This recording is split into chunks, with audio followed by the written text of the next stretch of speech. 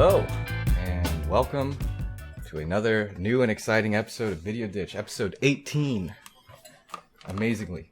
And today, it's me, Sammycom, joined by Nick, and we'll be talking about his adventures at PAX, PAX West, from this previous weekend.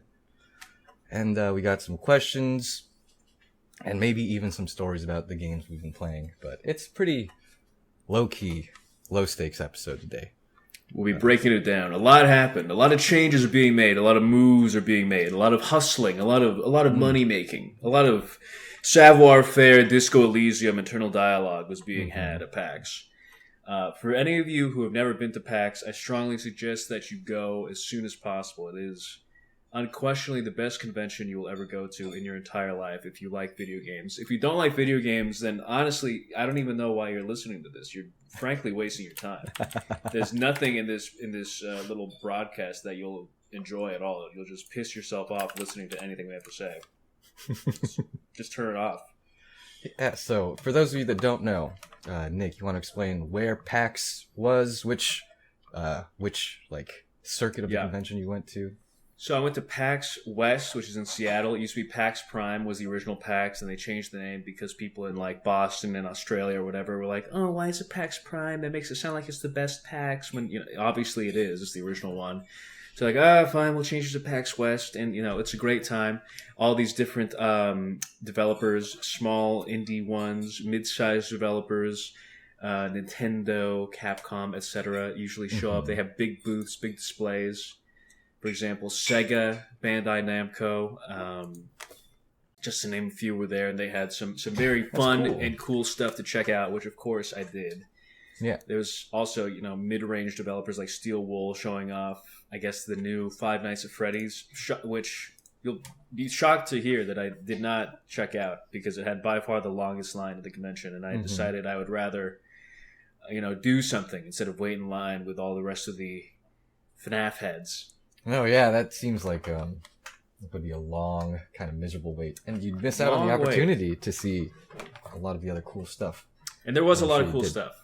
I would say that this has single-handedly rekindled my love and appreciation for gaming. It's made me remember that, maybe I do like video games. Maybe I just need to see the games that I actually like instead of being bombarded or bombarding myself with stuff I don't like or care about. Instead of going out and seeing games that don't interest me and going like, why is the industry like this? Why is the world so twisted and fucked up? If I just go out and see people who have the same tastes and thoughts or similar to mine, or just things that are interesting to me, and I play those games. Forgive me for trying to broaden your horizons and show you the other side of the fucking industry. Then I'm a lot happier, it turns out. Yeah. Yeah, if I'm not looking at Starfield or Fallout 4 or Hogwarts Legacy. Very cool. So, with PAX, it's Penny Arcade Expo, right? Right. And that's the webcomic, but it's been kind of divorced from like really being about that for ever? It's very weird because it still has these huge banners where it's like Tycho and Gabe. Yeah, Tycho and Gabe. It's like, register your badge. Are you Team Tycho or Team Gabe? Find out. And it's like, I didn't do that. Yeah. So does anyone know who these people are? I guess the people working there do because they still have the like penny arcade things, the pin trading. And maybe that's just me being like ignorant. Maybe Penny Arcade's extremely relevant, and I just don't talk to a lot of other people. I mean, I feel like that's just a consequence of webcomics kind of not really being read anymore by people. People don't really give a shit about webcomics. People just read manga, That's all that anyone really gives a shit about is Shonen Jump or Young Sunday or whatever the hell. Like importing all their reading from the East. Yeah, Big King's Friday, magazines with 3-word titles. But yeah, I think it's still going. And yeah, I think so. They're still there, and they have like events and panels. I didn't see any of them. I think they do like a live D&D thing, which to me would be about as enjoyable as driving a bamboo shoot underneath my toenail. So I did not attend that. That's fair. Fair. But, yeah, it still technically is the Penny Arcade Expo, but the main appeal is all the indie developers, the mid developers. Yeah, it's more of like a mid-sized, not like platform to showcase all this stuff. Yeah, exactly. That's cool. Okay. And yeah, so you were in Seattle for like a few days. Yeah, for the full weekend. Nice. So from Thursday to Tuesday morning, technically. Flew out at like 6 a.m. on Tuesday morning. Nice. Did you get a hotel or were you like Airbnb? It was an Airbnb. Don't think I'll do that again. I think I will only ever go in a hotel for the rest of my life. Really? The Airbnb experience was bad? It's just always so much smaller when you get there than it seems in the pictures, you know? Okay, yeah. I don't know how they do it. It's like MC Escher takes these photographs. He's like, oh, wait, what a nice spacious area. Wow, there's so much space to enjoy for all of us. And you get there and it's like roughly a broom closet and a half. Mm-hmm. You're like, well, I guess all 7 of us will make do here. Mm-hmm. Well, anyways, I already called the king bed, so you guys figured that out. There you go. Yeah. That's funny. Right on, though. Okay, Seattle. How do you like Seattle as a city? I love Seattle. Okay, did you spend a lot of time, like, outside the convention? Or I would say I spent every possible second I could indoors in the convention. Okay. Most of my time outside. Excuse me. Oh. Some of that London fog got caught in my trachea and has been slowly killing me since I came back. I'd say I try to spend every single second I could in the convention, squeezing out every last drop of enjoyment. That's a value decision right there, yeah. Uh-huh. And I think that was the right choice. Anytime outside was like to eat, because if you eat at the convention, you're frankly quite foolish. Yeah, you're willingly losing money at that point. Exactly. It's like $20 for a Hot Pocket. What a steal! Or a PAX Hot Pocket, yeah. Mm-hmm. Going from one hall to the other because they had 2 separate ones, 2 separate streets, both just gigantic convention halls. Okay.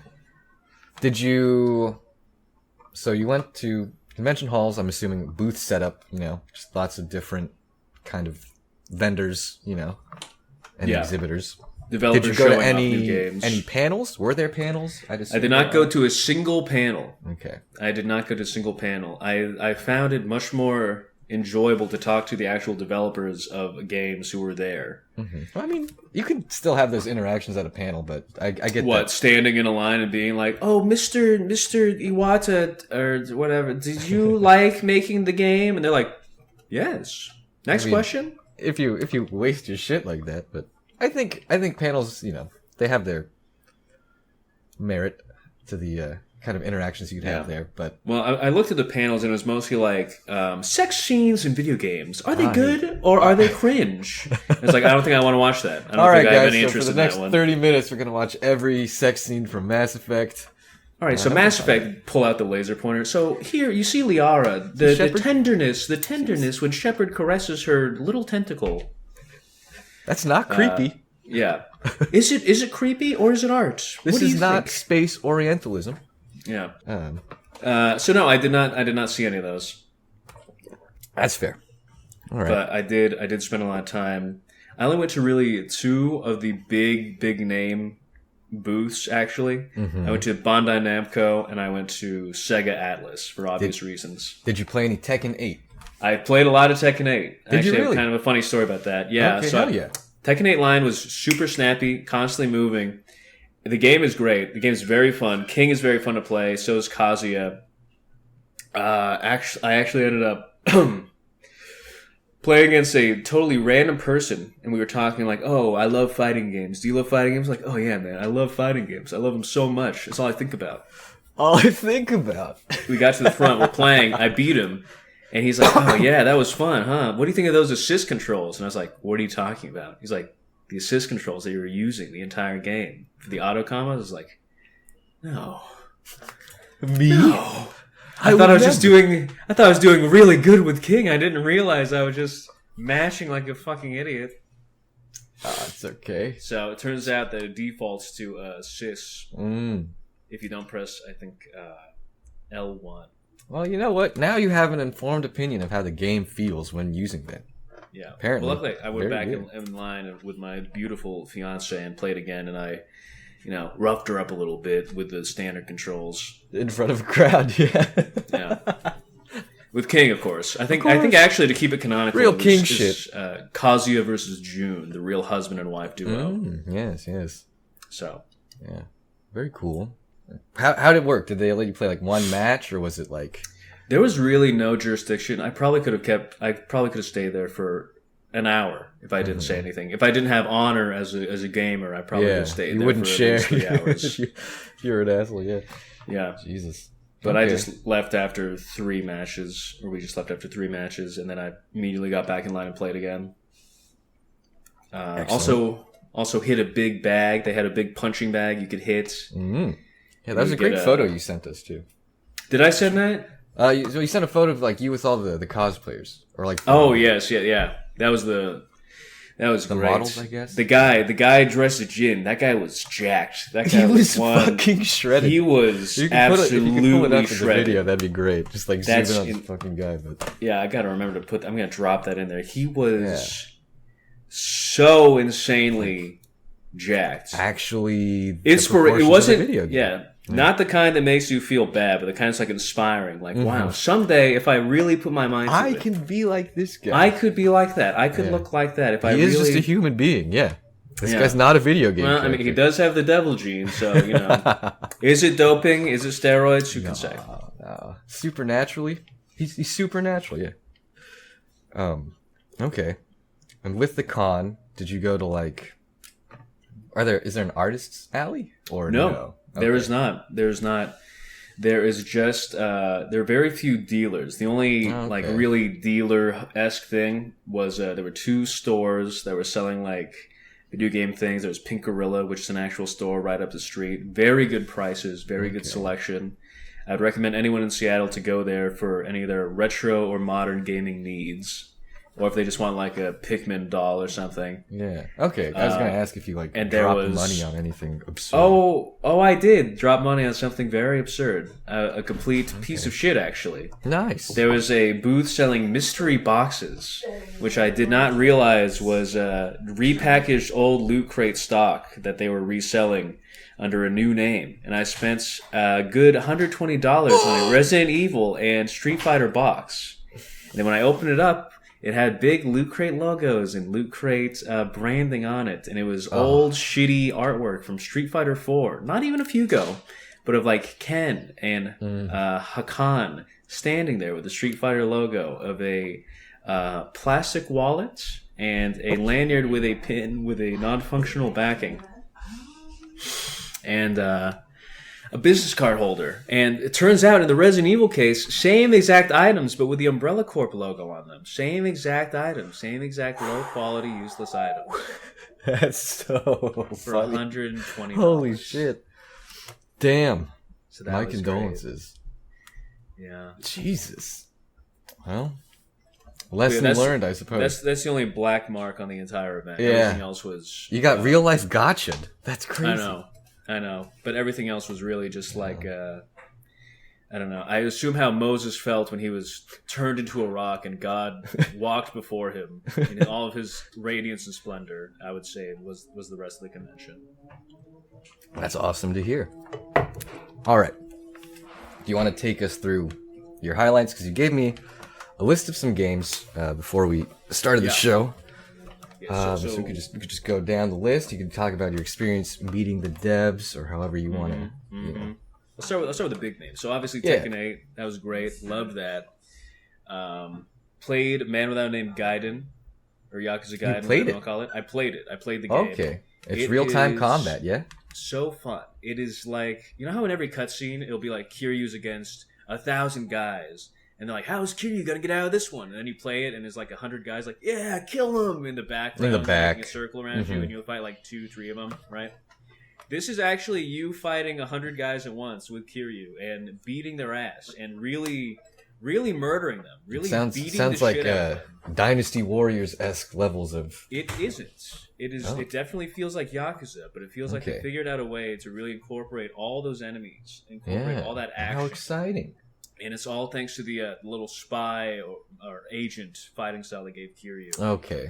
Because he's got like these 4 spy tools, which are rocket boots, which let him do a rocket glide, which tackles people, so you can go really fast and knock them down. This is so absurd, but okay. The spider, which turns you into Spider-Man. You can grapple remember people, that from the swing trailer. them around, grab stuff. Yeah. That's the one that everyone looked at, and that's good. That one works exactly as well as you would think, which is very well, and it's very satisfying. Okay. There's the drone. You can send a drone strike to dive bomb people and hit them. That one was not that great. Yeah, I could already tell. Big crowd, single person attack, not that great. Mm-hmm. And the fourth tool is a bomb. Kiryu pulls out some C4 and throws it. Oh, hell at you, yeah. and they blow up and die. Yeah, no beast style, but you have fucking C4 style. Yeah. Yes, okay. And they also have group-on-group battles. Apparently, there's going to be a recruiting mechanic where you can get like your little henchmen together, and have these big turf war battles where you can, as the commander, kind of go out and beat the shit out of guys, and all your guys will follow suit and beat them up too, which was pretty fun. That's a joy to hear. Yeah, there's also some sub games and little mini games, but I didn't play any of them. I just want to get straight to the action. Is it Kamurocho still, or is it new season? No. Okay. No, this is a totally new environment. I feel like with this, it's not one that's been used in like Judgment. No, 100% new. But they definitely like took into account like, okay, what do people like? People like the really crazy, insane environments. People like the idea that underneath the sewers of Tokyo, there's like a whole gilded palace. Yeah, red light where district. People gamble. Yeah. Exactly. So they really took that and ran with it. Like, what if there was just like a Disneyland casino? Oh right, yeah. The trailer had that like, kind of off the coast of Japan, just kind of in a walled city. There's just like adult gambler Disneyland gilded hell. That's very like an anime movie setting, right? Yes. Right. It's You have like your how standalone adventure. The Pokemon movie, one episode, or the Pokemon the show, Ash will be like, "Oh, Pikachu, we got to pick these berries, or else Team Rocket's gonna show up, and they'll make it a real rough time." And then the movie is like, "Ash, you must die. You must experience Before death. you become yourself again, yeah. You must self-actualize. Merge minds with Mewtwo and become something even greater." Yeah, it's like that kind of difference. So they're definitely, I think, with the whole Gaiden idea, it's just kind of throwing any grounded realism out the window. Yeah, no, totally. Just having fun with doing the whatever property. they want with Kiryu. Yeah. Yeah, super cool. And for a franchise that like so regularly does things that you might consider jumping the shark, like it still feels completely like in line or like acceptable, Yeah, I mean, whatever. Over the one glaring issue that was the dumbest thing that anyone's ever written. No need to go over the rubber bullets for the 80th time. Oh, yes. But yeah. And that's coming out this year, right? But I played that for a while. That was great. I loved Wonderful. that. Okay. I think it's kind of also like, I'm wondering if the Gaiden, if this picks up, if that's going to replace Judgment, because it felt like this level of action is kind of what I was hoping I would get out of Judgment. And I haven't played Lost Judgment, but this setting and this gameplay Lost is Judgment, really what I wanted. It's a step up from the first one.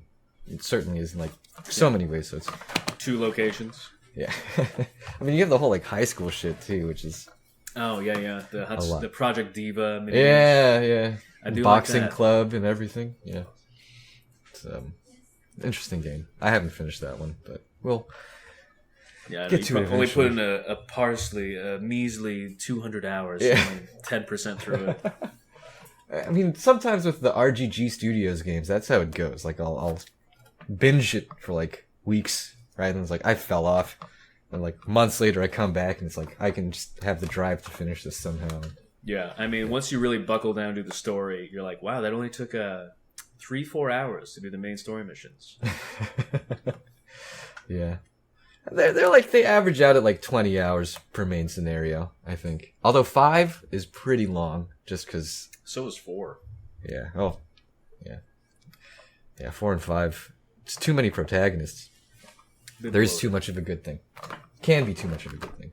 Can't believe they went with 6 protagonists and 6. Fucking I crazy. wish, dude. Then we'd really see. But okay. So those were the two big those are the publishers. 2 big ones. Yeah. Okay. And then, bought some stuff at the Sega booth. Not really important, Yeah. but got some cool stuff. Okay. Did you use the other fighting style like at all No, during the demo? It's just regular Kiryu. Oh, I okay, didn't okay. I didn't care. I wanted to see the new one. Oh wow! And the slice, was it just like a level or like a story scenario, or was it You just get like to go you're to in the world? the casino, and they know exactly what you want to do because as soon as you get there, they're like, "Oh, by the way, I entered you in the underground hell arena where people fight to the death in okay. gigantic groups. Yeah. I was like, well, I want to go there. Yeah, It's yeah, like, yeah. do you want to play darts? Do you want to go on a date? It's like, no, I think I want to go to the. Oh man, I would totally Underground take the arena. darts on a date. But right on. Okay. I could fucking speculate and go on about Yakuza for hours, but shouldn't do that. You want to tell me about Anton Blast? Anton Blast? Yeah. So, out of all the independent games, there were 3 that stood out to me more than Here we any go. others. 3 that really made me go, wow, something I really want to play, something I'm really interested in. And those were Anton Blast, that Wario-like, that I played the demo for a while ago. This was a new one, totally retooled version. Remixed, retooled, remade. Right? Retro Rebalanced. remix, yeah. Exactly. Final mix. Mm. Captain Wayne Vacation Desperation, which is like a Duke Nukem's kind of shooter, Build wild engine and era. crazy, very stylish, fun game, fast-paced, fun game. And The Dreamer Must Die, which is a very dreamlike,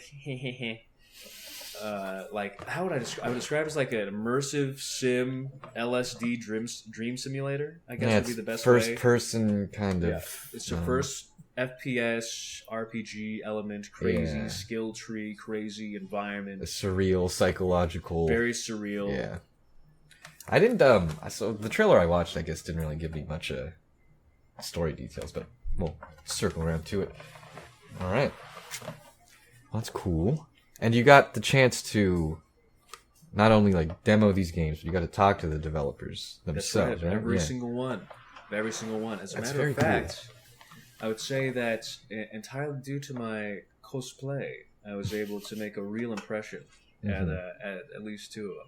Or maybe one of them. Tell the listeners what you were cosplaying as. And Yeah, so as it turns out, on the day I went to go visit the Anton Blast booth, I was Wario, and the developer of Anton Blast, Anton himself, Tony Grayson, or actually one of the developers, the head developer, the big cheese, essentially, the guy who's Anton in the video, came up to me and was like, "Oh my God, Wario!" And I was like, "No pictures. I didn't know who he was." yeah. Get this fuck out of my face. Yeah. Yeah, and he was like, I'm Anton. I made the game." And I was like, "Oh my God, I'm not worthy. It's apologies about the whole blowing you up, pretending not to acknowledge you thing." But yeah, so I was playing the game, fully decked out, my Wario costume. And, we were chatting. He was mentioning how the physics have been totally changed to more of a Crash Bandicoot feel. The health is now breaking crates. And the boost system has been made a little bit easier to get a bit of a faster feeling, which I think is correct. Because I don't know if you remember, but when I first played the demo, I felt like I died so easily, so often, and got kicked back very, very far. So they added more checkpoints. They reduced the health, but added way more health pickups. Which I think overall makes it like a much faster, much more fun experience. Yeah, you're not getting bogged down going back to the. Yeah, Okay, very cool. Because even with the less health, with the increased pickups, you're dying way less. I feel like, and you're progressing at a fast enough pace where you don't feel like you have to sit still, look around, figure out what you got to do next. You can still, go to a pretty good clip. Mm-hmm. Okay, And cool. obviously, the Wario Land 4 style, I'm a big fan of. Yeah, I watched some footage from the show floor of someone playing the demo, and it was looking really good. I like the way that the perspective of like some of the obstacles coming into the foreground. Oh yeah. Like level 7 type stuff. The back and foreground, like very that. cool. And, his movement looked really good. The bounce jump, right, and the downward slam. Yes, that's very improved. I felt like in the original game, you moved a bit faster. I feel like, but you also were much more erratic. I feel like you didn't have complete control over Anton when you were bouncing all over the place. You're more like a pinball instead of a laser-guided missile that he is now. Well, that's great. Kind of like Snake's Nikita in Super Smash Brothers. With the game's set to come out later this year, or I doesn't believe have a so. release Yeah. date yet? Okay. I mean, it's always cool to see like the refinement of it, right, as it goes on and gets closer to release. I feel like I had a question and then I totally blanked on it. Yes, it's true. Anton and I are, or I should say Tony and I, are close personal friends now. Whatever that may entail. I call him Tony. Who can say? Yeah. You know, Tony and me, we get along great. And He's also, another guy who's there was, I didn't get his last name, but Evan. He's works for Job LLC. Who's another fella in the gaming industry. They both got some real AAA real connections. Wow. And he was actually working on Mother 4, so I got to see some under the hood stuff. Can't show it here, but I got to see some under the hood stuff for Mother 4, now titled Oddities, which is, also very reassuring to know that that game's actually still coming out and being made, is being worked on actively. So for anyone out there who's like, oh, Oddity, where is it? Where is it? It's vaporware. It's never coming out. It's never coming out. I'm going to die because Oddity's never coming out. They're working on it. Yeah, you heard it here first. I've seen it with my eyes. I've seen it. It's real. It's real. Very as real as the One Piece. Yeah. And who else did I meet at the Anton Blast booth? Let me think. Perhaps the development staff of Grasshopper Manufacture, Suda 51's team, who creators of No More Heroes, Killer 7, etc. Did you really? Yeah, I did. Oh shit! on Sunday, I was wearing my Travis costume. Yeah. And I happened to go there when one of the guys who works with Grasshopper was there, and he's like, "Oh, you're just a Travis Touchdown, aren't you? You know what? Are you doing anything? Like all the Grasshopper team is here. If you're not doing anything, wait right here. They should all come meet you. They should all come right here, right now, and they should meet you." Yeah, they should meet this guy. You know what? As it turns out, as of this very second, I now have a completely open schedule. So yeah, I got to meet Grasshopper James. He was the guy at the Grasshopper Direct who got, I think, flung out the window and killed. Nice. You remember that? Yeah. Sudis, unfortunately, was not there, but they did give me a couple of stickers of his head, very holographic, very like kind of Golgo 15 kind of style stickers. I've got a couple of those. If you want one, I suppose I could part with it. Oh, wonderful. And perhaps they filmed a little vignettes, a little videoettes of me and them chatting it up, and they said that will be released on their official YouTube channel. Wow. So be on the lookout. Look at you. Be on the lookout. Look at you. Something's, I'm making some moves here in the gaming industry. Putting this face in front of other faces. We love it. Which I guess means I should probably finish that RPG Maker game so I can lie about being a game developer. But yeah, that was great. They gave me the business card and everything. Very real. It was embossed. It had you could touch it. It was textured. It had one side was Japanese. Thickness. The other side was English. Very real. Very cool. Very real. I could call it right now, and he probably won't answer. Let's put him on the line. Let's get a live call. Hey, you're on Video Ditch. You're live with Video Ditch. Don't fucking call me ever again. Delete my number. Oh, wonderful. All that shit I said about PAX East, you can forget that. Yeah, you're lucky they were there. Yeah.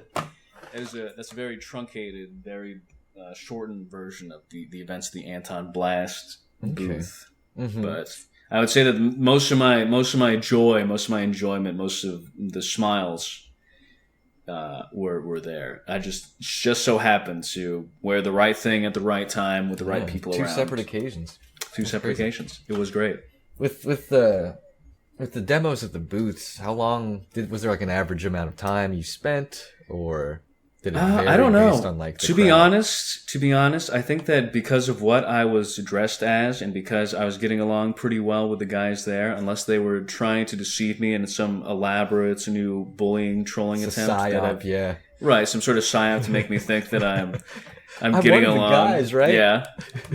They pretty much seemed to let me play indefinitely. Cool. Wow. Because I was there for a long time playing Anton Blast. Yeah. And then when I wasn't playing it, I was just kind of talking to them, taking up space, and people would come up to me, and I'd be like, "Oh, I'm not working on the game." They'd be like, I'm trying to get to the demo. I don't give a fuck about you at all."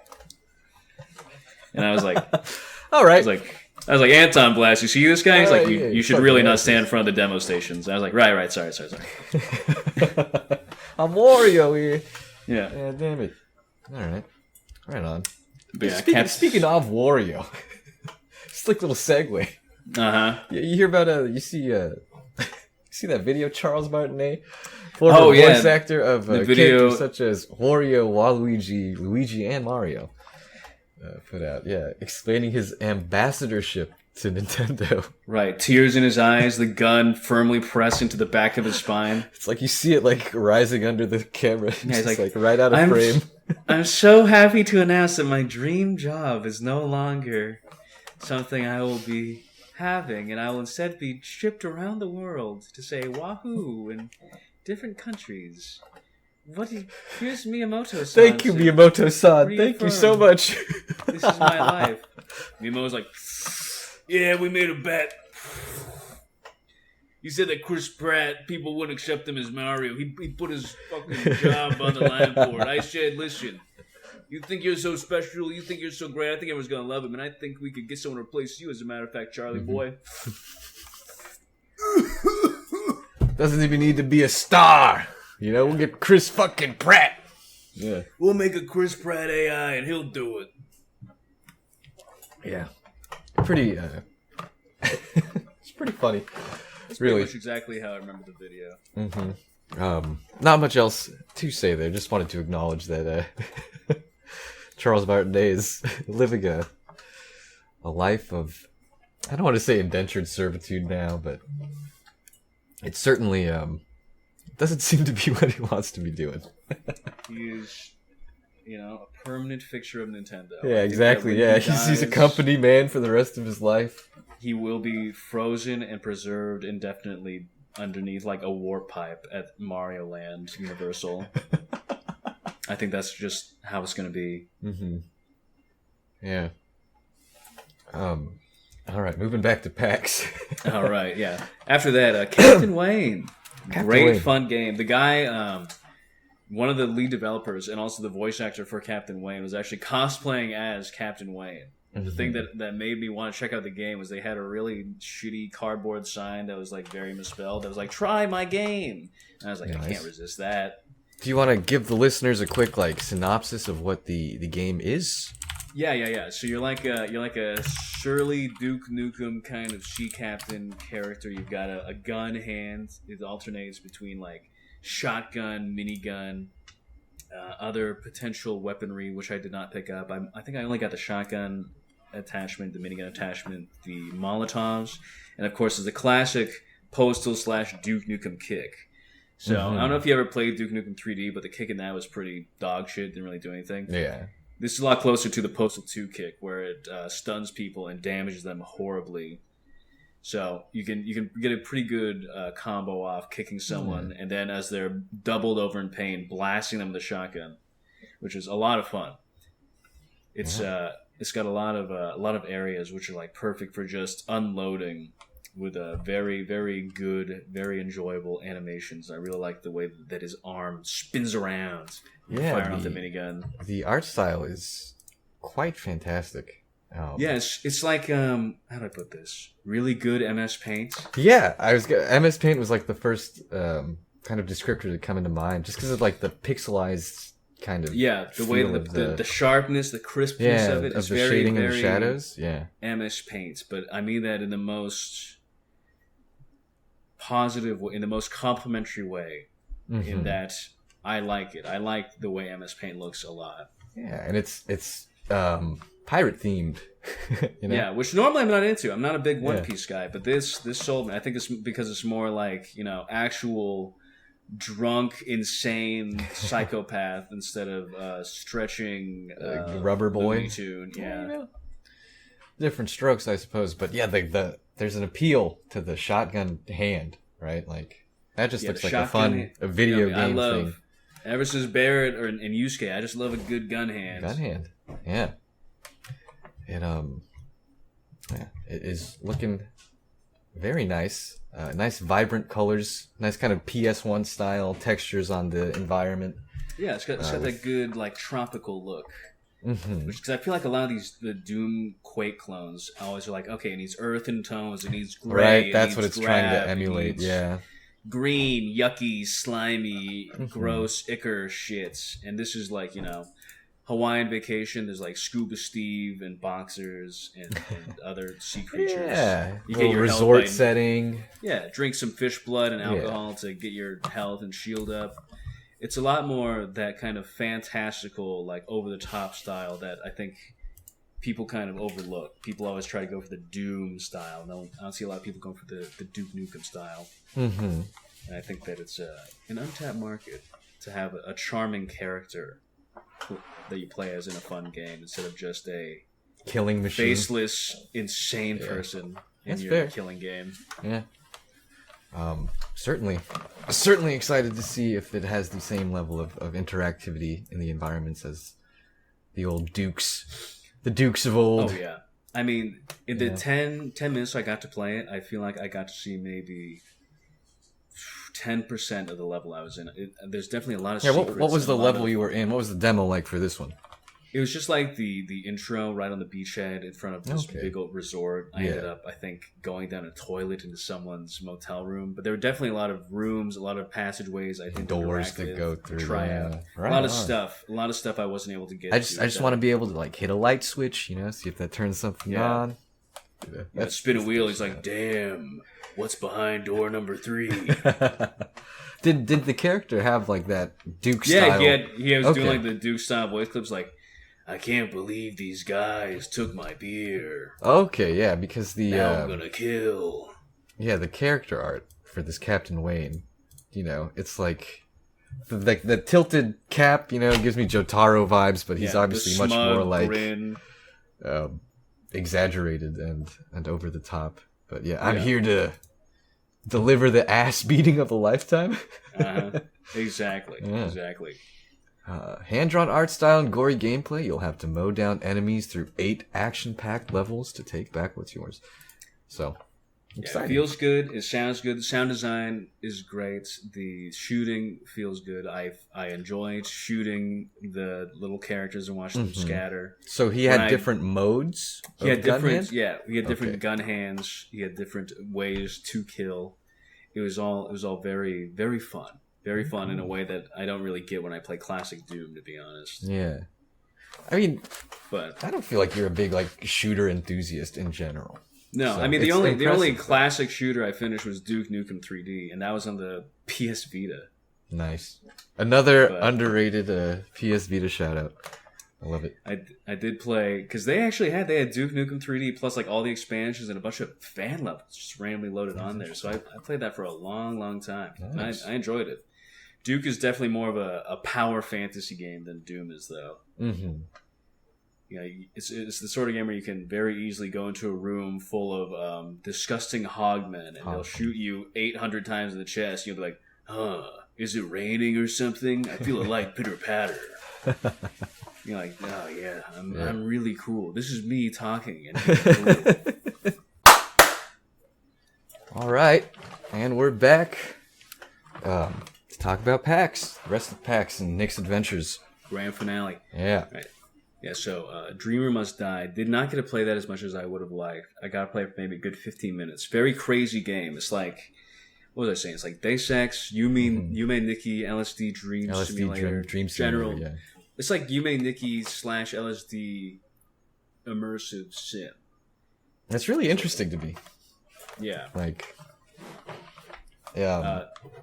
I couldn't really get a handle for the gameplay. Like, what's the loop entail? I was playing it for a long time. I still don't know. Okay. There's still so much of it I did not understand after playing it. Yeah. But that just kind of makes me want to get into it and really get into the meat of it. Because the demo, I don't know if I just got dropped into a random place when I started playing.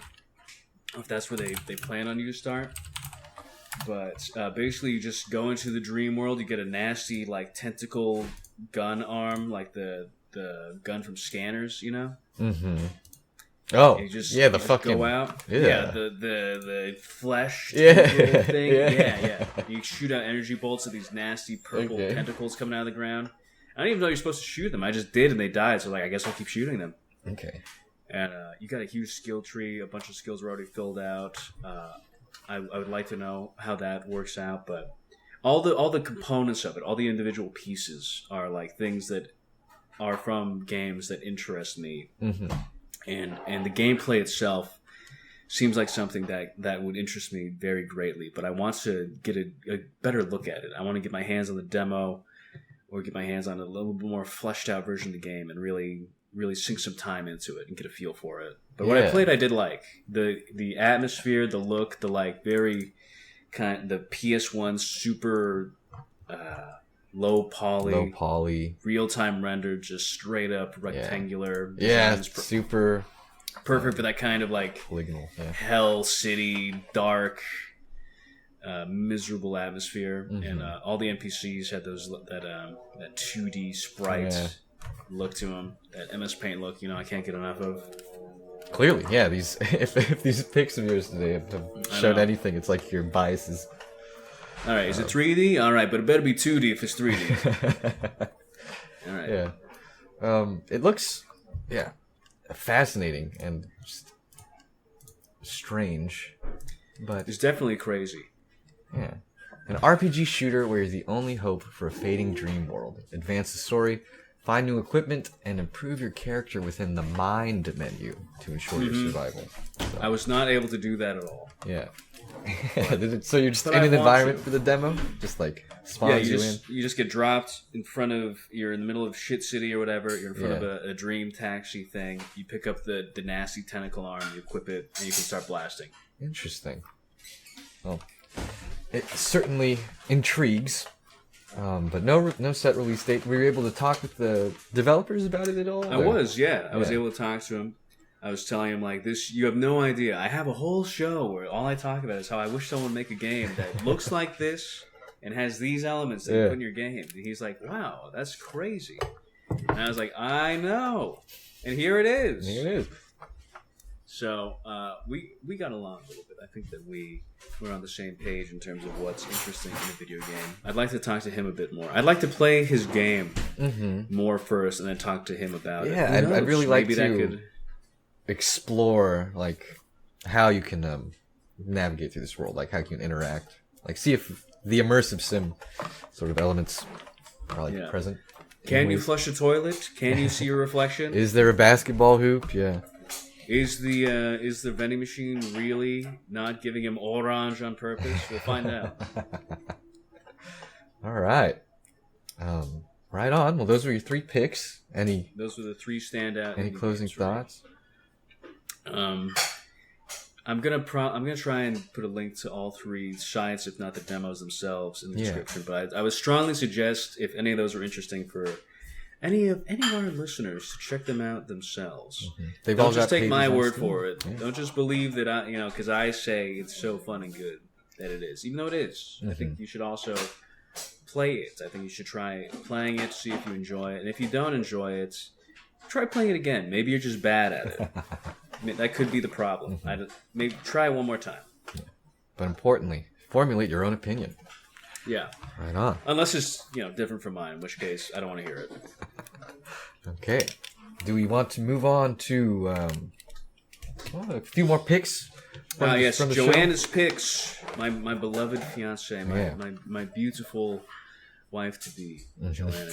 There were 4 games in particular that really stood out to her. So in the Inti Creates booth, that's like Curse of the Moon people. They made that Bloodstained spin-off where it was in like the classic NES Castlevania style. They had the game Gal Guardians, which, despite the title and the art, which made me think it was a bizarre game for perverts, is actually a 2-player kind of Symphony of the Night style Castlevania-esque game, which was pretty fun, like a co-op Castlevania. Gal Guardians, Demon Purge. Yes, both the girls have different abilities. The younger sister can crawl on the ground, and the older sister has a gun. They both have different sub-weapons. I see. Yeah. It was a fun little exertion. I think that we can get through that together, and it could be a good time, enjoyable. Yeah, it came out this year, so it's relatively new. Yeah, we got it. I got it on my Steam Deck. She even got the Japanese exclusive hoodie that they were selling for the game. That's sick. Yeah, they were like, Japanese sizes run a bit small, so all we've got left are larges. I'm sure it'll fit. It'll fit the average American. It is quite oversized. Yeah. The other one was Fashion Dreamer. That was from Xseed. It's just a Newgrounds dress up game. game. It's super expanded. A lot of clothes. A lot of clothes you can get. A lot of accessories you can wear. You're putting yourself on the line if you share those outfits, you know, like to the community.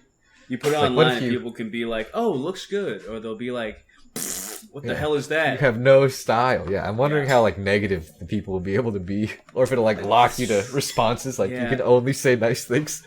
I do hope that you could be kind of like, what were you thinking with this, at least? But I feel like it's probably just like either positive or say nothing. It seems like a very like, you know, oh, have fun, dress up your girl or guy and in crazy, cool, cute outfits. Fashion I feel like dreamer.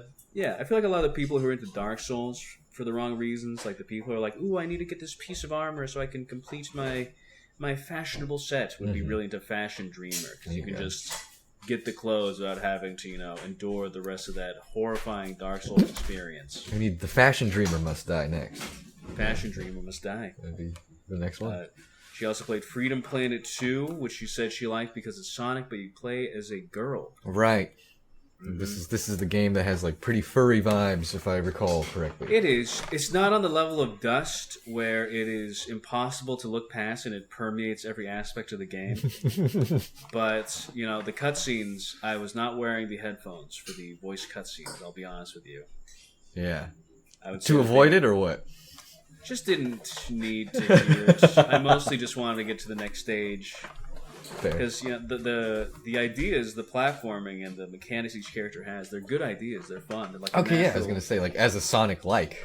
Yeah, as a Sonic-like, they're like all very, very varied individual characters with their own abilities that are like interesting and completely different ways to tackle each stage. And each stage is made in a way where it is, you know, fun to go through, which is more than I can say for even a couple of Sonic games. There. But, you know, all right. The story, I don't care about it. I mean, don't need to. Yeah, and then the last game was Sucker for Love, Date to Die For, which is I believe, I don't know if it's bisexual or lesbian dating sim, where you date H.P. Lovecraft's space demon creatures, which, to be honest, is not really a game that is made for me, but she seemed to like it. Is it strictly a dating sim, or is it one of those fun genre matchups? It is strictly a dating sim. As soon as you summon the demon, they like, hey, you want some fuck? And your character's like, what? Oh my god, me? Cthulhu, please, behave. And the demon's like, you don't want to fuck me ASAP? You're not like the other girls. And then, you know, goes from there. I see. Well, a wonderful peek into the mind of a beautiful woman. You know, if she wants it, if she gets it, I'll look at it. You know, I can't just dismiss it outright. Even though I've played a couple of Japanese VNs, I played a couple of dating sims, both Western, Newgrounds, of course, and Eastern, correct, proper, good. So we'll see if this stacks up. Okay, very good. But those were Joanna's four standouts. And then closing out the game picks kind of with a whimper. But both of you guys were saying that Rune Factory 3 was just not hitting. I mean, the demo, I don't know why, if they have the option to make a demo, why would you not make it an interesting part of the game? Why would you not make it a part where it's like, oh, you get to go to the dungeon and kill stuff? Because, like, I thought the whole point of Rune Factory is like, oh, it's Harvest Moon, but you get to, you know, have fun, play the game, do some stuff. But the game literally is like, oh my god, it's an orc, kill it. So you do that. And they're like, great job killing that orc. Took 2 seconds, right? Okay, now clear this entire 2-screen long field of all the weeds and rocks and wood and shit. And when you're done with that, come back and talk to me. And we both were like, we're not doing that. We're at PAX. I'm not going to spend 30 minutes clearing this field. Do you think that if you were in a different context, like a different setting, if I was like sitting at home with nothing to do, then yeah, sure, I would do some Anile labor. Everyone says that Rune Factory 3 is like the pinnacle of the Rune Factory series, but the intro did not suck me in at all. Yeah, I don't really care for the Manile yard work. That's fair. That's a series I've never personally jumped into, even though like I don't mind farming sims, you know. And dungeon crawling is cool, but just never was on my radar. But it's unfortunate that, like, you know, didn't grab you. Doesn't seem Not at all. Yeah. I think the art style too kind of does it for me. Like, does not do it for me, rather. Where it's like, no, they're too little too cutesy. looking. Yeah. Too cutesy, to put it nicely. Yeah. Well, how about a game you do like, or do you like Goodbye Volcano High? I'm playing it. Let's hear it. Yeah, I'm going through it. I'm so surprised that you were playing this. Well, like... it was bought for me, and I can't just. I assumed naturally, because of everything about it, that I would absolutely hate it. That it would be a complete waste of time. But I didn't pay for it. Someone else did, and then if I play it with Joanna, it's somewhat enjoyable. But yeah, I will say, as it is, I'm on the 3rd chapter, and I gotta say, the 3rd chapter is the Dungeons and Dragons chapter, where you have to play through a game of Dungeons and Dragons with your pals, and that was by far the lowest point of the entire game, was pretending to play D&D with these characters. I feel like that's such a, I don't know if contrived scenario is the right word, you know, but like it feels like something that writers like, oh, how fun, you know, they're playing D&D together. Yes, it's like, exactly. I've had fun playing D&D in my life, but it's like, you can't, that's not a fun scenario to play through when you're already like... for me, personally, I don't really like D&D. I've never played it in a group where I've enjoyed it. Watching someone play D&D seems agonizingly boring. And watching a group of fake people... I know. Well, I don't know why, but so many people do it. But watching a fictional group of people play fictional D&D... it just there's feels really no hard to amount invest into. No amount of production value or little cutscenes or changes to the art style could make it interesting to me. I was very much about to fall asleep in my chair playing that segment of the game. The rest of it, I guess, it's kind of, it's all right. The rhythm game sections aren't bad because they're in a band, right? Yeah. I would say they're all dinosaurs. They're all dinosaurs. Yeah, they all got like high big school snouts and shit, like triceratop horns. It's some, It's definitely got that high school writing style, you know. And okay, elaborate. Like, is someone pretending to be a high schooler? It's written by high schoolers. Written by people who I want to say are around our age, writing Gen Z kind of dialogue. Yeah, they shouldn't attempt. I don't think writing Gen Zalpha dialogue. Yeah, I don't think our generation is in tune enough with the culture to properly capture. Yeah, I mean, Joanna said like, "Oh, this is pretty accurate to what I remember children speaking like." But at the same time, I don't know. I mean, I'll say stupid shit all the time. I say epic. I say te, epic, zor, and all that shit. But it's, I don't know. Maybe am I that different than the game? Than the Triceratops saying "OMG, totes adorbs ball"? Something about it. I just can't. No, it's the Life is Strange thing. You know? Yeah, it really is. Like, it is the. I remember Life is Strange 2. There's like one of the first dialogue exchanges you have is your friend asks like, "After high school ends, will you still be my BFF?" It's like, who the fuck talks like who this? Who says that? That's the thing. Yeah, it's very like. Something's up. I'm mostly waiting to see like where the melodrama comes in, where like the interpersonal relationships breaking down, because the whole thing's supposed to be like, oh, the world's ending, isn't it gonna get existential? Crash, kill everyone. But as it is, everyone's just like, oh, I sure hope we make it to Battle of the Bands. Hope we get the big record deal, which is not very high stakes. Yeah, that's an interesting. So I'm waiting for it to ramp up, mostly. I see. None of the characters really stand out to me either. I'm not very attached to any of them. There's only 2 characters I found actively annoying. Out of the cast? That's good. Out of the cast. The rest I'm just mostly indifferent to. Do you play as a single character? There's one I hate. There is one I hate, actually. There's the purple Triceratops Trish. Because their whole character is just like not putting in any efforts or trying to do anything, but then everyone in the game is like, oh, they're trying in their own way. I think they're trying to go for things like, you can never tell what's going on in someone else's life, but it just comes off as like this character doesn't give a fuck and doesn't want to try. I'm guessing down the line they're going to be like, don't you feel like a piece of shit for thinking that Trish didn't care? It's like, well, I mean, why everything in the after game Trish kills himself, it's like, oh shit. Yeah, don't I feel like a joy? Right. Oh man, it wasn't the meteor that killed them. It was the OD. Yeah. But I doubt it'll even go down that route. I think it's just going to be like, oh, Trish, I'm sorry that I blew up at you because you ruined everything. Is it rated T or M? It's rated M because they have said the F word twice now. Okay.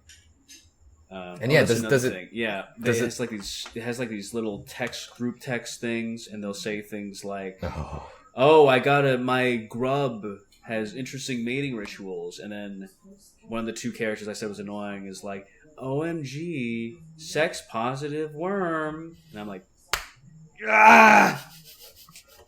Yeah. You know, it's just like that, little things like that. Yeah.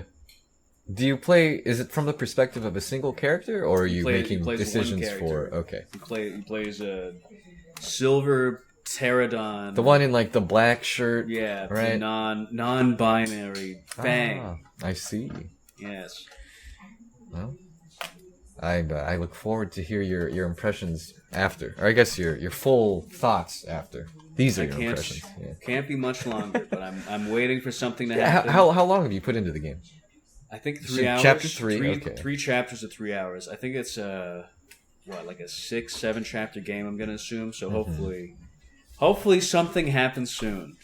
Like I said, I didn't pay for it. I said I would play it, but I'm hoping something happens soon. Wonderful. Personally, I've been playing a lot of Baldur's Gate 3, and it's been good. You know. Oh yeah, there was a huge Baldur's Gate exhibit panel. At PAX. Yeah, I saw it on Twitter. Yeah, they had a huge thing with the Mind Flayer, and there's a guy dressed as the Mind Flayer. I did not check it out at all, but I saw it was there. They also had I think you could sit down and play like Baldur's Gate, the tabletop game, and that's just another thing where it's like, why would you want to spend like hours at this convention playing a fucking tabletop game? Dude, there's all this shit around you. You want to sit down and write up a character sheet because you're next to the Mind Flayer statue? What's up with your priorities? That's not a quick activity. No. That's not something you can just get done in an hour. It doesn't make sense to me. Jesus. But, yeah, I'm like a little over 20 hours in, I'd say. I've been doing a co-op playthrough with my girlfriend, and it's been very fun. Yeah, everyone loves it. It's like culmination of the studio's work. It does have like a bit of a pacing problem with like the companion dialogue. I think they're too quick to like you, you know. Yes, I've heard that's a problem. You've changed my life. I'm like, I met you a week ago, if that. Baldur's Gate is like the original "You are the chosen one, everyone loves you" game, right? Mm-hmm. Oh, from like the 90s. Yeah. Yeah, Baldur's Gate 1 and 2 is like the first game where it's like, you are basically God. You are like an avatar of all that is good or evil in this world if you so choose. Like that was the whole like gimmick. Presumably, I don't know. Is that Chris Avalon? Is he the writer there, or is that just Planescape Torment? I don't know. I think that was just Planescape Torment because he was at Black Isle, right? Mm-hmm. Yeah. Lofty ideas in these CRPGs. Yeah, he's not really a chosen one guy. He's more of a like, you're a fucking nobody, you don't mean nothing, and your life is worthless. I kind of prefer those narratives. Me too. I think they're a little more interesting. But I prefer the Courier over the Dragonborn. Yeah. But I'd say, for a AAA RPG, very well made. Very worth it. I don't have too much to add to the discourse right now, but that's what I've been doing. You're not, what are people mad about? The Baldur's Gate? Nothing? I don't know. I know they had to patch out. They said that the characters were too sexually aggressive. Too horny. Turns out it was a bug making them all want to have sex with you constantly. They are very horny. It's a very horny cast. I was going to say, it feels like the main reason people are playing this is the same reason people want to play Mass Effect when they were like 13. Same reason I get they that. lied to themselves. It's like, oh, I want to play the space opera. In reality, it's like, oh, I want to. Oh, I could fire up the Xbox and talk to my blue alien girl, and perhaps she can tickle me pickle. People Like, love their virtual it really seems like the significant same, others, you know? the same shit. It you know? is. Where it's just like It certainly they want to go like, oh, who's the hot one? I want you on my party, and now do I pass the speech check? Wonderful. Let's have e-sex. Good, yes, good. It's fine. Disturbingly that I'm doing this accurate. Yeah. Everyone else on Twitter is also doing this, so it's fine that I'm also doing this. You're telling me there's a whole game attached to the sex simulator? Shit! I don't believe it. I don't believe it. Yeah. I mean, you're not wrong. You're not wrong. I'm not wrong. That's what they always tell me. I'm not wrong. Yeah. And I am curious about Starfield. I might. I don't know. I don't know if it'll run on the Steam Deck. It's also fucking massive. So it's like. I have zero interest in Starfield. Yeah. That's fair. I think if you. The way I see it, it's like a Ubisoft level of like acceptance and indifference, where it's like I know exactly what I'm getting, you know. So it's not the kind of thing that I think I could feel good about spending like $70 on. $70, yeah. But if I get the chance to play it for free, that'd be pretty cool, you know. By all means, I mean, if you get that chance, go right ahead. Mm-hmm. But I think that if someone were to say to me, like, do you want Starfield or do you want, I don't know, some $20 game you would actually enjoy, I would take the $20 Take the $20 game? I would take the 2D sprite-based game. I would take, like, the Neo Geo port of Metal Slug 3 over Starfield. Wow. Do these kinds of games just, like, they don't interest you? Like, you're not even, like, Bethesda, a little curious? No, I would say since Skyrim, I've kind of been disillusioned with Bethesda in general. That was when it happened for you? And also, coincidentally, after Skyrim, no other company except for Bethesda makes these kind of games. Yeah. New Vegas, what was it? It scored like 3 points under on Metascore, so they didn't get their bonus, so they had to lay off half their staff. Obsidian, so.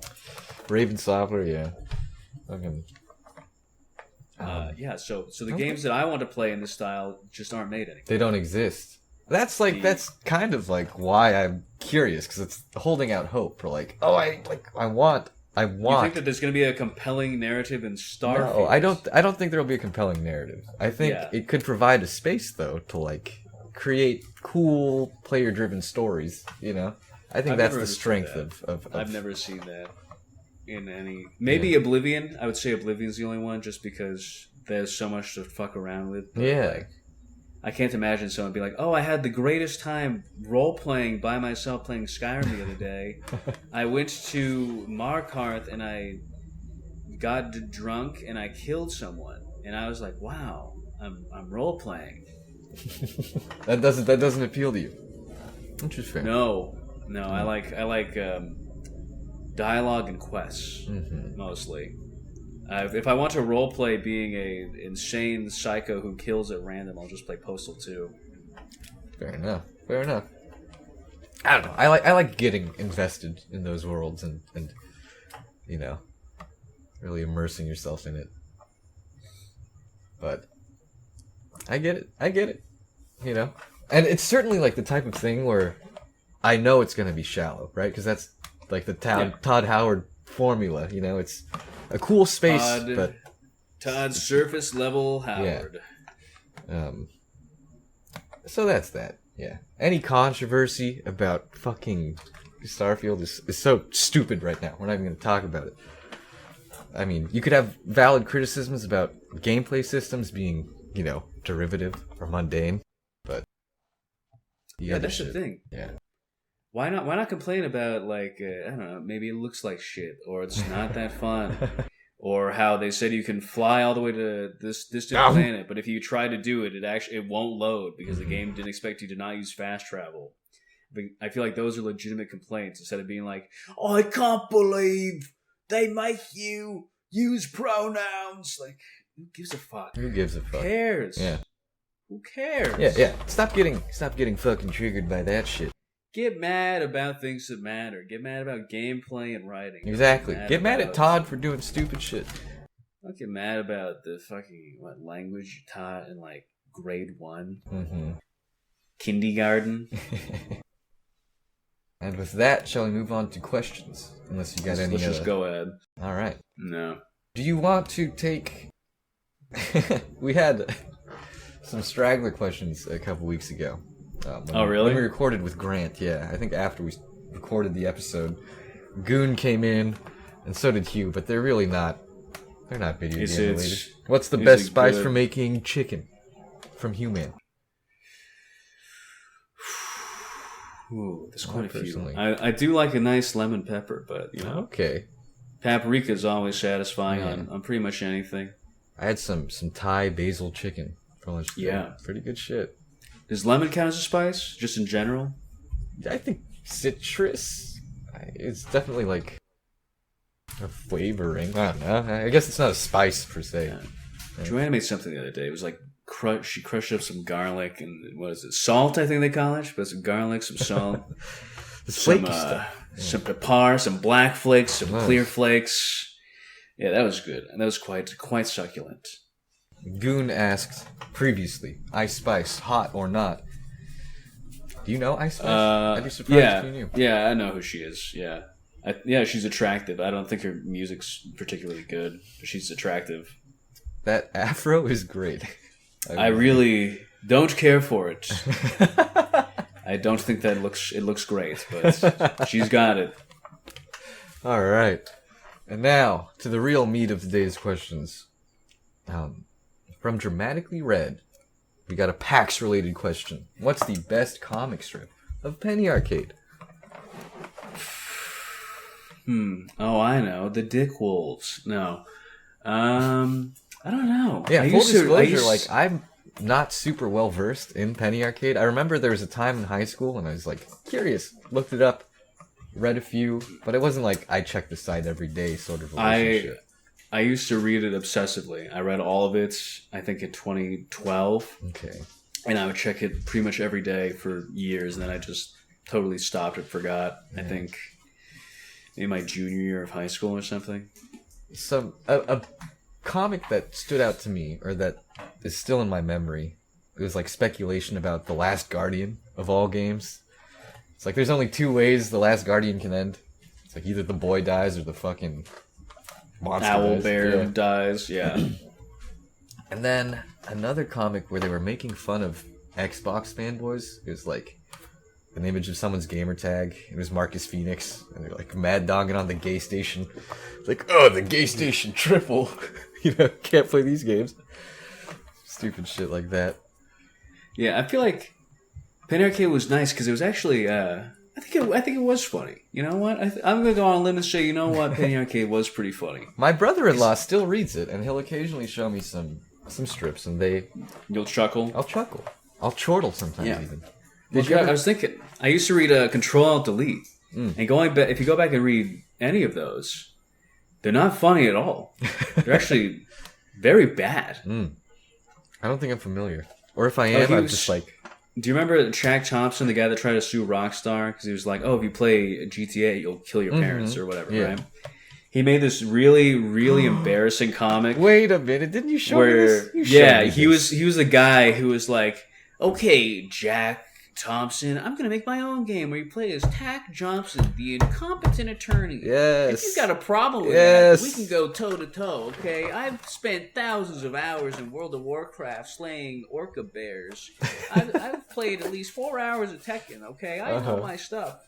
The one thing you gotta know about us gamers, you don't fuck with us. Yes. Like, unbelievably embarrassing. Yeah. Unbelievably embarrassing comic.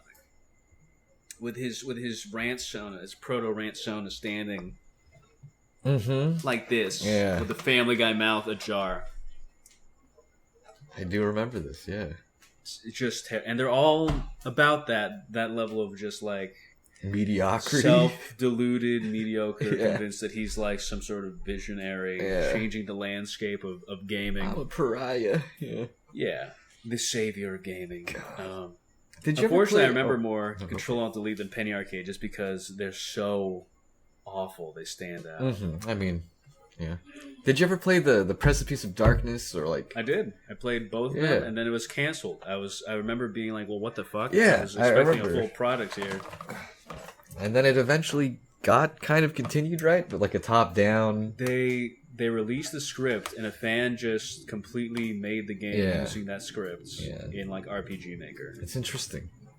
I did like those games. I only played the demos ever as a kid, but I thought they were fun. You know, I like RPGs. Yeah. Way too short though. They were both like 1 hour long for an RPG. Really? Insanely short. I didn't realize they were that Super short. Okay. Oh, right on. So do you have a best Penny Arcade strip, or can you not recall? I can't think of anything, to be honest. I don't, the merch. Oh, you know what? Probably the introduction of the merch, which now is a real thing that they sell merch of, but they made it to like make fun of unnecessary mascots that exist just to sell products. Mm-hmm. But it's like it had catchphrases like, "If you don't buy me, I'll kill your family," and stuff like that. But now he's like I remember, at the convention you could buy a merch pin, and he's like, "Merch 11.0." He's like a super cutesy, like smiling, That's shopping funny. man, like, "Hey, I will kill your family even if you don't buy me." How like Paul Verhoeven-esque. It's like a RoboCop, yeah. It's in a full 180. Yeah. Oh. Okay. From Zoso. Why the fuck was the Omegathon so dog shit? I didn't even know what was happening. It was like, what is Omegathon? It's supposed to be like a gaming Olympic event that is like, oh, you're going to be going throughout the halls doing gamer challenges and physical challenges, like Survivor meets I don't even know, the Amazing Race. But then nothing happened. I never saw anything about it. I never saw anyone broadcasting anything. I never saw it like on any stages. So I'm guessing like maybe someone was like, oh, I'm actually afraid of being filmed. Could we just perhaps keep it confined to one room or something like that? Maybe the convention staff just didn't have anyone to man it, and it just... I don't know. Yeah, it just fell by the wayside or something, but shit. Who can say? Maybe next year. All right. Randar Lowe, was PAX the very cools or not the very cools? It was the very coolest. The very coolest. Nothing greater, I would say. Do you think... Would you ever... So there's PAX West. I'm going to East. Okay, perfect. Did you see a steampunk cosplay babe from Human? Shockingly, no. Is Shockingly, steampunk not like a single steampunk no longer anything. in? I don't think so, because it used to share a convention space with Fanime, and now I think it's totally gone. The steampunk convention. Right. I think that all the steampunk convention goers just kind of woke up and they're like, "Oh my god, what am I doing with my life? Why am I listening to Steam Powered Giraffe right now? Yeah. Fucking hell. Wait, what do you mean this other band, Steam Powered Giraffe? What? Hilariously, I met the guitarist. Yeah. Fun stuff. Let's see. So no steampunk babes. Alright. So that's the next two questions just no longer able to be answered. But from Sheepover. Best cosplay you saw. The stipulation, not you. Yeah, that was pretty good. But I don't know. Joanna had a pretty good Yoshi that I made for her. Oh, what a good fiance. Oh, yeah. What a fucking loser. Pretty good. Honestly, though, probably that super jacked and juicy gin. There you go. Yeah, put his image up again. The only thing he was missing was the wing, was the devil gene. And if he had sprouted the wing and the eye. If he sprouted the wing, it would have been top one contender. Right. Okay, so that's like a 5 out of 5 for his cosplay right there. Yeah. Wonderful. From Human, was Y2K there? If so, how many Y2Ks? If not, why no Y2K? Technically it was there. The publisher Easebird was there to advertise a lot of games that were a lot more interesting, like World of Horror and this new game Demon School, which kind of looks like a cross between like XCOM and Persona 1 and 2 in terms of like style and battle system, which I didn't get to check out, but I think I will if I get the chance. It looks good. Okay. But they were selling Alex Yeek pins at the Wisebird booth. And wow. Certain Goon Lagoon did buy the Alex Yeek pin. He could not resist. He can't resist. He just can't resist. Slightly disappointing, but alright. Yeeked all over the place. It was disgusting. What a sick freak. Oh, and technically, or I guess that brings us to, that was our last question. So Really? Nice. yeah, thank you all. Whoever wrote in this week. We do have a voice line as well. I don't know if we checked I did. in a minute, but if we did, it'd probably be Goon just into the mic again for 30 seconds. We're fine. Yeah. But yeah, I suppose with that, we have been Video Ditch. As always, you can find me on Twitter /X at the Super Sammycom. Please feel free to hit the like button, subscribe. Go ahead, say it. I gotta say it. And you can follow Nick at Somebody Stop Me on any platform that he's on. We've got a Blue Sky. We've got a voice line. All the links will be in the description. I don't think they work. YouTube doesn't verify us for some reason. I'll work on that. Yeah. But links to the games I talked about should also be in there where applicable. Right on, yeah. And keep those questions coming because as the weeks go on, we might be getting a couple new and exciting guests that I think will be an exciting turn. Yeah, some fun stuff in the pipeline for the old Video Ditch. We'll see how it goes. If everything falls neatly into place. Hopefully, yes. But until next time, thank you for listening or watching, and we will see you later. Yeah, see you then.